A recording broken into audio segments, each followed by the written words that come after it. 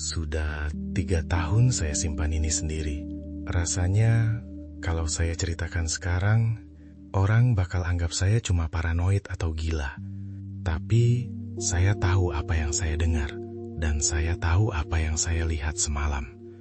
Ini bukan soal hantu, ini soal sesuatu yang jauh lebih nyata. Rumah saya di sebuah klaster kecil daerah Depok, sepi.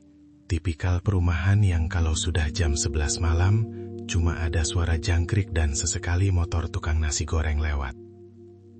Rutinitas saya sangat membosankan. Pulang kerja jam 8 malam, kunci pintu, makan, lalu menyalakan TV sampai saya tertidur di sofa. Semuanya terasa normal, terlalu normal. Semuanya mulai berubah sejak telepon rumah saya berbunyi di tengah malam, selalu jam 2.45 pagi.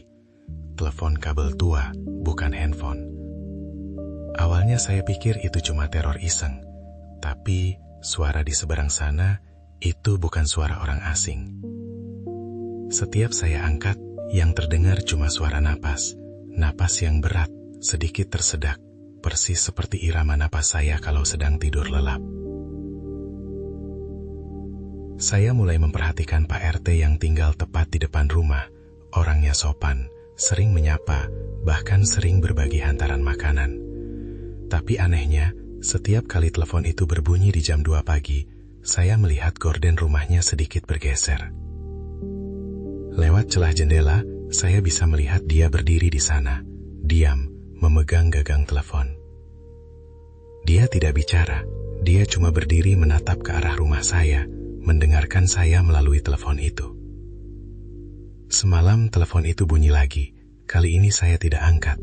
Saya cuma berdiri di balik pintu depan, mengintip lewat lubang kunci.